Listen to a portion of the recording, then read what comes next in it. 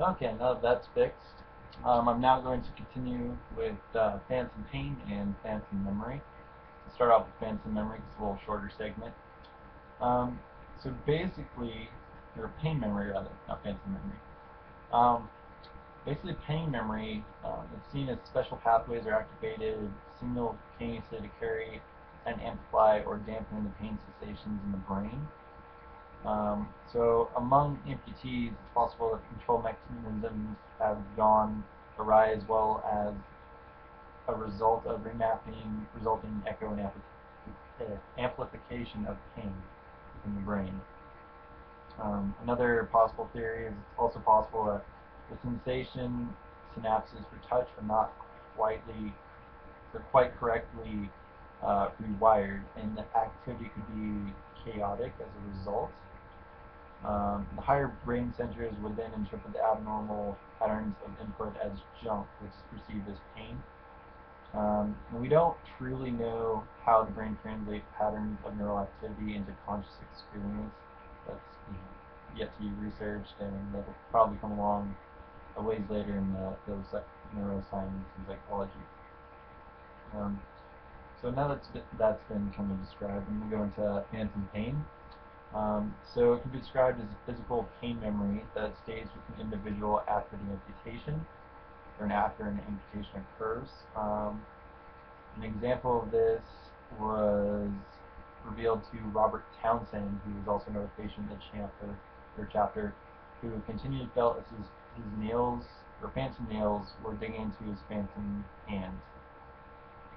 So imagine your nails digging into your hand, and at the point where you stop, imagine that just kept going deeper and deeper, and that was a continuous pain. That's basically what he was experiencing. Now, this can be explained physiologically through motor commands. They're sent from the premotor and motor cortex to make a fist. Once your hand is clenched, feedback signals are sent from the muscles and joints in your hand up to the spinal cord to the brain, telling the higher functions to slow down based on the physical pressure or pain in your hand.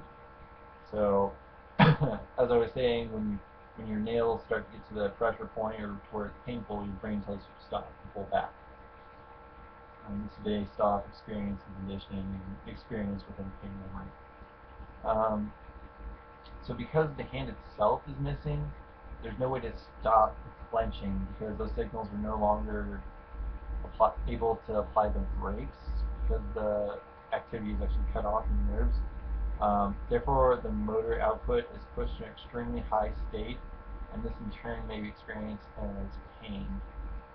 So it's as if the nails continually dig in, and there's no way to reverse the pain because there's no visual feedback, as well as the nerve circuitry doesn't reach that far. So it's kind of like a permanent pain sense.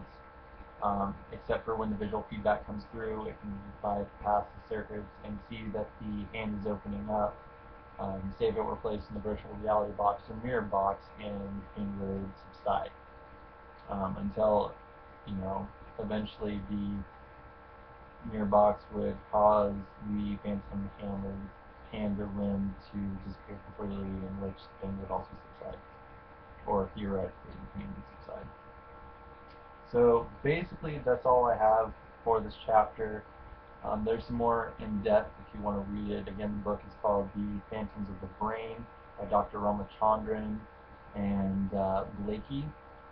And I think that's pretty much it. If you have any recommendations for the presentation that I just did, or any issues with the information I gave, please write on the post and correct me. I'm always looking for self-improvement, so that would be great. Thank you for watching, and have a good one.